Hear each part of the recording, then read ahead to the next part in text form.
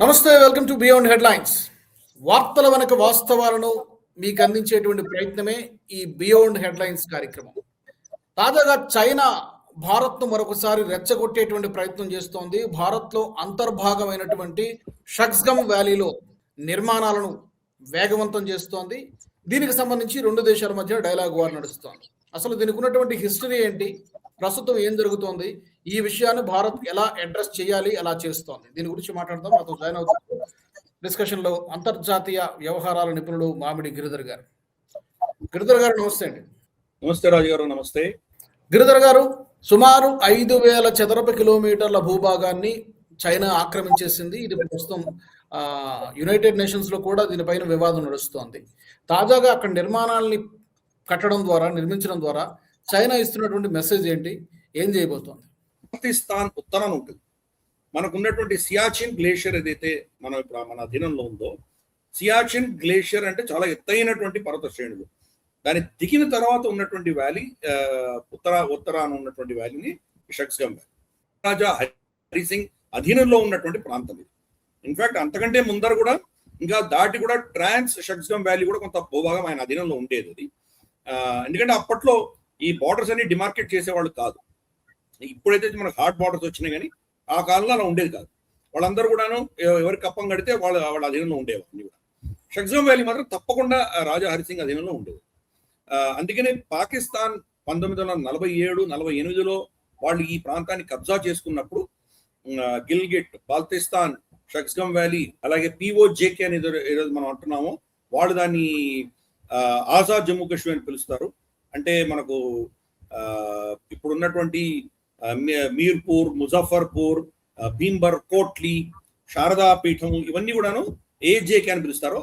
మనకు ఆజాద్ జమ్మూ కాశ్మీర్ అంటారు. దాని ఉత్తరాన ఉన్నది గిల్గిట్, బాల్తిస్తాన్, షక్స్గమ్ వ్యాలీ, తర్వాత హుంజా, నగారా, ఇటువంటి ప్రాంతాలన్నీ కూడా ఇవి పిఓజేకే, మనకు ఆజాద్ జమ్మూ కాశ్మీర్ రావు, ఇండిపెండెంట్ గా ఉన్నాయి. ఇవి వాళ్ళు అప్పుడు కబ్జా చేసుకున్నది ఏం చేశారంటే 1962లో మనకు చాలా తీవ్రమైన నష్టాలు కలిగినప్పుడు ఇదే అదనైన సమయం అని చెప్పేసి పాకిస్తాన్ ఏం చేసిందంటే ఈ షక్స్గమ్ వ్యాలీ 5,200 చదరపు కిలోమీటర్లు ఉన్నటువంటి ప్రాంతాన్ని చైనాకు హస్తగతం చేసింది.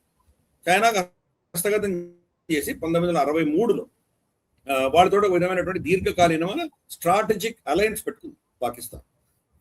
ఆ ఒప్పందంలో కూడా ఏం రాశారంటే, మేము మీకు ఇస్తున్నటువంటి ఈ భూభాగము భారత పాకిస్తాన్ మధ్యలో జమ్మూ కాశ్మీర్కి సంబంధించి ఎటువంటి నిర్ణయం ఉంటుందో ఆఖరి నిర్ణయం దాని ఆధారంగా మీకు ఇచ్చింది, మీకు దాని మీద అధికారం ఉందా లేదా అన్నది దాని ఆధారంగా నిర్ణయించబడుతుంది అని రాసిచ్చారు.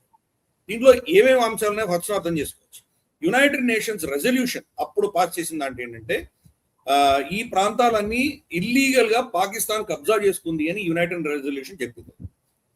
చెప్పి మీరు మొట్టమొదటిది, మీరు ఇక్కడి నుంచి మీ సైన్యాన్ని ఈ స్టేట్ లో ఉన్నటువంటి వ్యక్తులు కాకుండా బయట నుంచి ఎవరెవరైతే పంపించారో మీరు వాళ్లను అందరినీ ఈ స్టేట్ నుంచి వెనక్కి తీసుకువెళ్ళి భారత సైన్యానికి హ్యాండ్ ఓవర్ చేయాలి. భారత సైన్యం ఈ మొత్తం వాళ్ళ అధీనంలో తీసుకొని ఇక్కడ శాంతి భద్రతలు నెలకొనేంత వరకు ఉంటారు. శాంతి భద్రతలు నెలకొన్న తర్వాత సరిహద్దులకు కాపాడవలసినంత ఫోర్స్ మాత్రమే ఉండి మిగతా వాళ్ళు కూడా భారతదేశానికి వెళ్ళిపోతారు. ఎంత మినిమం కావాలో అంత మినిమం పెట్టుకుంటారు. అప్పుడు ప్లెబిసైడ్ జరుగుతుంది. అంటే ప్రజలు నిర్ణయిస్తారు పాకిస్తాన్లో వెళ్ళాలా, భారతదేశంలోకి వెళ్ళాలా. దాంట్లో 2 ఆప్షన్స్ ఉండేది, 3వ ఆప్షన్ లేదు. మనం చూస్తే కనుక 3వ ఆప్షన్ ఇప్పుడు వాళ్ళు అడుగుతుంది ఆజాదీ అని అంటున్నారు. పిఓజేకేలో అక్కడ ఆజాదీ అనేది ఆప్షన్ లేదు యునైటెడ్ నేషన్స్ రెజల్యూషన్. పాకిస్తాన్కి వెళ్ళాలా లేదా మనకు భారతదేశంలో ఉండాలా అని 2 ఆప్షన్స్ ఇచ్చారు. కాబట్టి ఈ యునైటెడ్ నేషన్స్ రెజల్యూషన్ చూస్తే మొట్టమొదటిది పాకిస్తాన్ ఆక్రాంత అని చెప్తున్నారు. ఇల్లీగల్ గా ఆక్యుపై చేశారు, వాళ్ళ అధికారం లేదు అని యుఎన్ రెజల్యూషన్ చెప్తుంది. అధికారం లేనటువంటి పాకిస్తాన్ వాళ్ళది కానటువంటి ప్రాంతాన్ని చైనాకు హస్తగతం చేసింది. అందుకని దీనికి ఎటువంటి లీగాలిటీ లేదు. పైపెచ్చు అదే అగ్రిమెంట్ లో కూడా ఏం చెప్పారు, భారత పాకిస్తాన్ మధ్యలో ఏదో ఒక ఒప్పందంకి వచ్చినప్పుడు అది అప్పుడు ఎటు వెళ్తుందో దాని ఆధారంగా ఈ యొక్క షక్స్గమ్ వ్యాలీ యొక్క భవిష్యత్తు నిర్ణయించబడుతుంది అని చెప్పారు. అంటే రేపు పాకిస్తాన్కి వెళ్ళిపోయింది అనుకుందాం, మనకు ఇప్పుడు ఉన్నటువంటి లైన్ ఆఫ్ కంట్రోల్ ఆవలి వైపున పాకిస్తాన్దే అని మనం ఒప్పుకున్నాము, లేదా మొత్తం జమ్మూ కాశ్మీర్ పాకిస్తాన్దే అని ఒప్పుకోవచ్చు, లేదా లైన్ ఆఫ్ కంట్రోల్ ఆవల వైపు ఉన్నది కూడా భారతదేశాందే. ఇవన్నీ భారతదేశానికి అప్పచెప్పాలని పాకిస్తాన్ ఒప్పుకోవచ్చు, యునైటెడ్ నేషన్స్ రెజల్యూషన్ ఇవ్వచ్చు. ఇవన్నీ కూడా ఏమేమి నిర్ణయం జరుగుతుందో ఫైనల్ గా జమ్మూ కాశ్మీర్కి సంబంధించి భారత పాకిస్తాన్ మధ్యలో ఎటువంటి నిర్ణయం జరుగుతుందో దాని అధీనంగానే ఈ హక్కులు మీకు ఉంటాయి అని చెప్పి ఆ అగ్రిమెంట్ తోనే పాకిస్తాన్ ఇచ్చిన వాళ్ళకి. అంటే దీంట్లో మొదటి అంశం వాళ్ళది కాదు, ఇల్లీగల్ గా ఒక్కపించుకున్నటువంటిది. రెండు, వాళ్ళు ఇచ్చినటువంటి అగ్రిమెంట్ లో కూడా మీకు దీని మీద పూర్తి సార్వభౌమత్వం ఉండదు. మేము భారతదేశం నిర్ణయించుకున్న తర్వాత దాని నిర్ణయానికి దాని అనుగుణి దానికి ఉన్నటువంటి కట్టుబాట్లు, దానికి ఉన్నటువంటి అగ్రిమెంట్స్ ఏమున్నాయో దాని ఆధారంగానే మీ హక్కులన్నా ఉంటాయి. మేము నిర్ణయించిన ప్రకారం మీకు హక్కు లేదు అంటే కనుక మళ్ళీ వెనక్కి తీసుకుంటాము అని ఆ అగ్రిమెంట్ లో కూడా చెప్పారు. కాబట్టి ఎటువంటి ఆధారము లేనటువంటి ప్రాంతాన్ని వాళ్ళు ఇది మాది, మా సార్వభౌమత్వం కంప్లీట్ గా మా టెరిటరీ ఇది, కాబట్టి మేము ఏమైనా చేసుకుంటాము, దీంట్లో ఎవరికి అధికారాలు లేవు, పాకిస్తాన్ మాకు హస్తగతం చేసింది కాబట్టి అగ్రిమెంట్ చాలా క్లియర్ గా ఉంది, మా లీగాలిటీ దీంట్లో ఎవరు ప్రశ్నించడానికి వీలు లేదు అని చెప్పి చైనా దానికి స్టేట్మెంట్ ఇచ్చింది. భారతదేశం చాలా తీవ్రంగా మనం కూడా స్పందించాము. ఎప్పుడో 1963 నుంచి ఈ రోజు దాకా మేము ఎప్పుడు కూడా షక్స్గం వ్యాలీ చైనాకు హస్తగతం చేసింది మేము ఒప్పుకోము, ఇది మీది కాదు, ఇల్లీగల్ గా ఆక్యుపై అయిన దాన్ని ఇల్లీగల్ గా వాళ్ళు ఎలా హ్యాండ్ ఓవర్ చేస్తారు, కాబట్టి రెండూ మేము ఒప్పుకోము, అక్కడ మీరు చేయడానికి వీలు లేదు అని చెప్తాం. దీంట్లో ముఖ్యంగా కారణం ఏంటంటే సియాచిన్ గ్లేషియర్ మన అధీనంలో ఉంది, షక్స్గం వ్యాలీ కనిపిస్తుంది.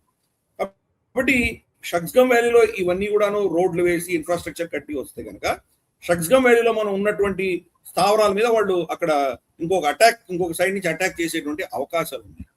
అలాగే ఇటు సైడ్ బాల్తిస్తాన్ నుంచి కనుక వాళ్ళు ఇంకొక ఫ్రంట్ ఓపెన్ చేసి అటు నుంచి చైనా వస్తే కనుక షక్స్గం వ్యాలీ మన సియాచిన్ గ్లేషియర్ లో మనకు ఇబ్బందులు వచ్చేటువంటి ప్రమాదం.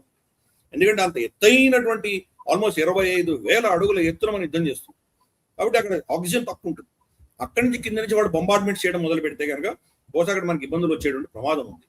కాబట్టి ఈ దృష్ట్యా మన సెక్యూరిటీ, దేశ భద్రత దృష్ట్యా మనం చాలా క్లియర్ గా మన అధికారం ఏంటి, లీగల్ గా దాని పొజిషన్ ఏంటి అని మనం చెప్పాం.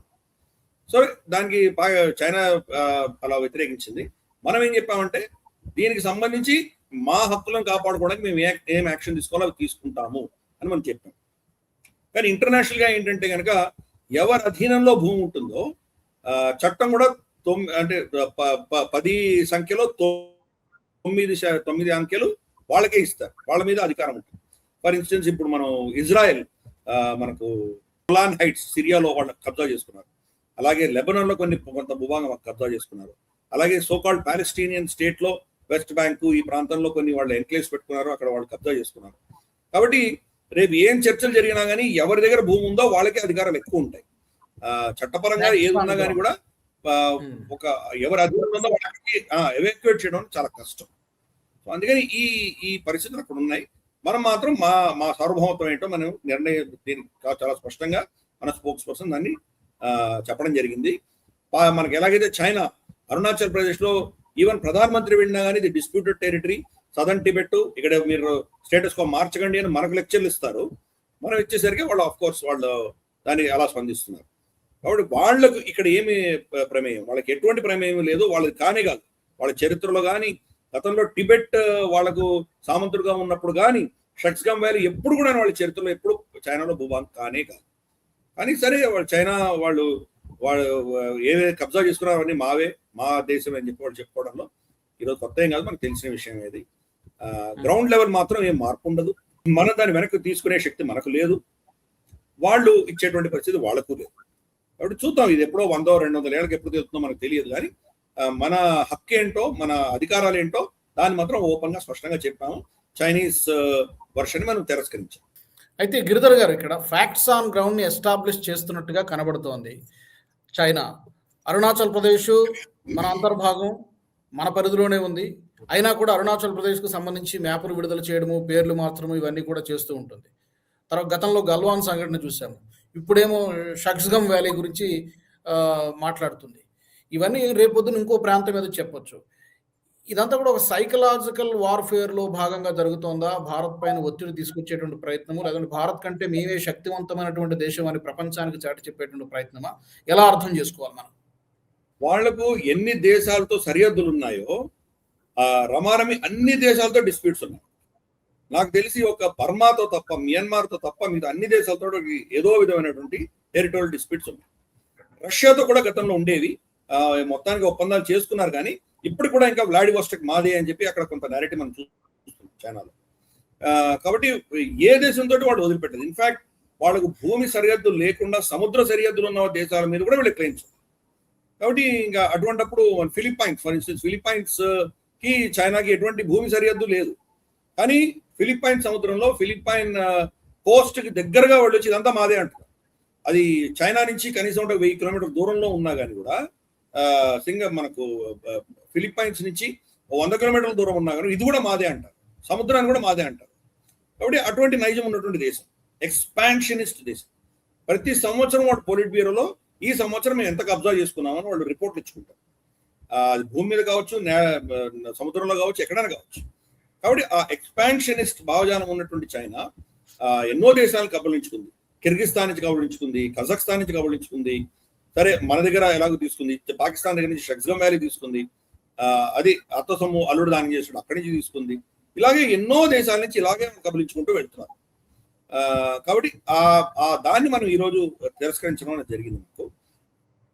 బట్ లాంగ్ టర్మ్ లో ఇది మరి ఏ దిశగా వెళ్తుందో మనం చూడాలి. ఎందుకంటే అరుణాచల్ని వాళ్ళు క్లెయిమ్ చేసినప్పుడు, ఇది అరుణాచల్ మాది అని మనం స్పందిస్తున్నప్పుడు, మరి చైనా వాళ్ళు అధీనంలో ఉన్నది ఎందుకు వదులుకుంటారు? వాళ్ళు అధీనంలో లేనిదే వాళ్ళు క్లెయిమ్ చేస్తున్నప్పుడు అధీనంలో ఉన్నది అసలు వదులుకునేటువంటి సమస్య లేదు.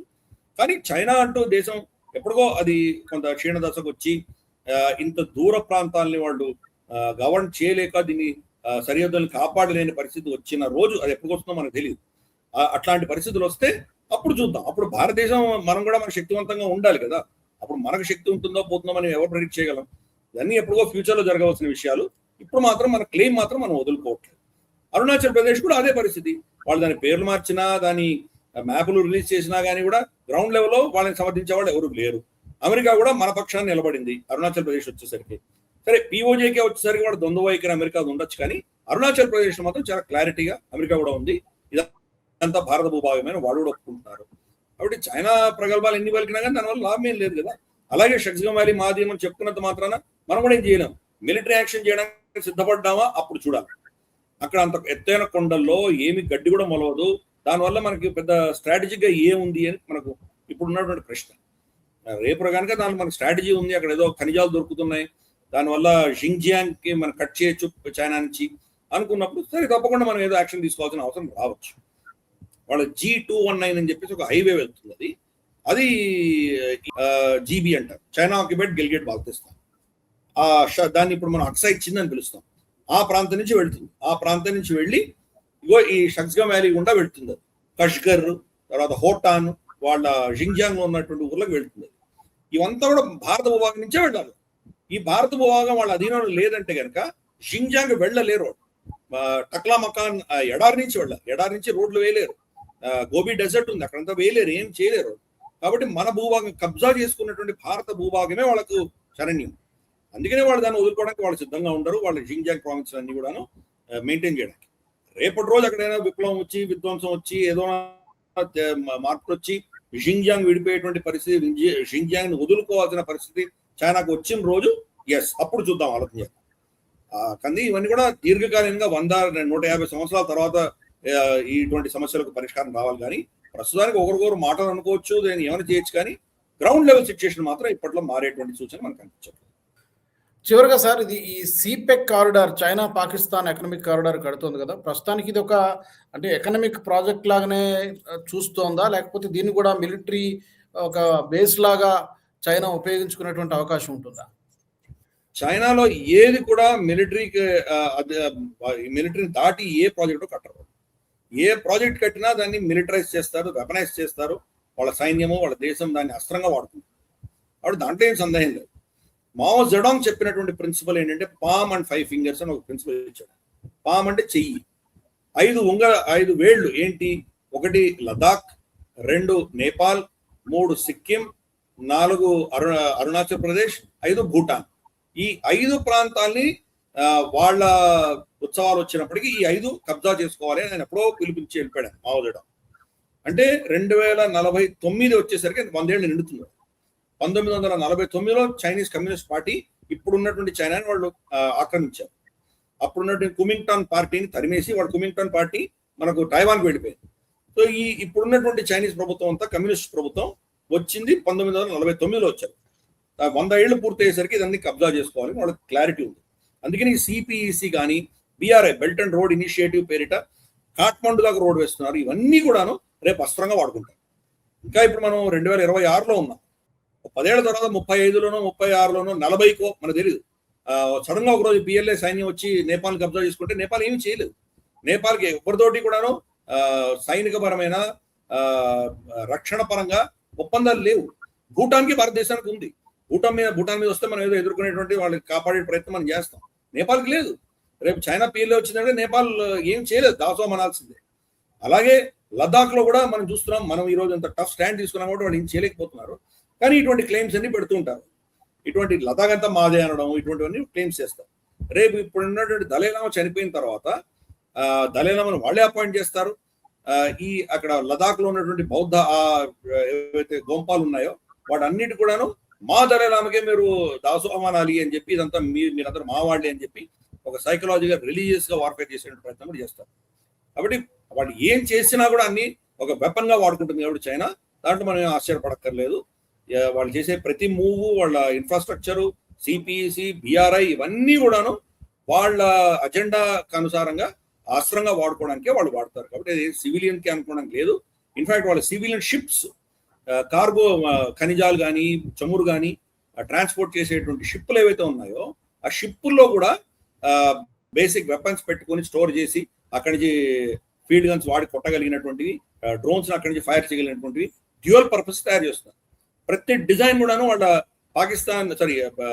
China people's liberation army navy plan అంటారు. వాళ్ళు క్లియర్ అంటే మన నేవీ లాంటిది. వాళ్ళు క్లియర్ చేస్తే కానీ వాళ్ళ ప్రైవేట్ షిప్లు కూడా కట్టుకోవడానికి వీల్లేదు. కాబట్టి ఆశ్చర్యపడాల్సిన విషయం కాదు. వాళ్ళు ఎక్కడ ఒక్క రూపాయి పెట్టినా ప్రతిదీ కూడా వాళ్ళ సైన్యానికి ఉపయోగపడే ఉంటేనే వాళ్ళు దానికి ఇన్వెస్ట్మెంట్స్ పర్మిట్ చేస్తారు. కాబట్టి ఈ ప్రాజెక్ట్స్ అన్ని పాకిస్తాన్ లో కావచ్చు, టిబెట్ లో కావచ్చు, లేదా మనకు నేపాల్ లాంటి దేశాల మీద వాళ్ళు పెట్టినట్టు పెట్టుబడులు కావచ్చు, ఇవన్నీ కూడా ఎప్పుడో ఒకప్పుడు అస్త్రంగా వాడుకుంటారు. మనకి ఎవరికి డౌట్ ఉండాల్సిన అవసరం లేదు.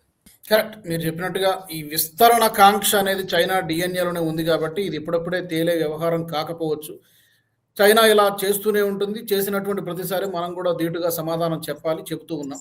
చూద్దాం మరి ఇది ఎప్పటికి రిజాల్వ్ అవుతుంది. ఇమీడియట్ గా దీనిపై పెద్ద మేజర్ హ్యాపెనింగ్స్ ఉండకపోవచ్చు అని అనుకుందాం.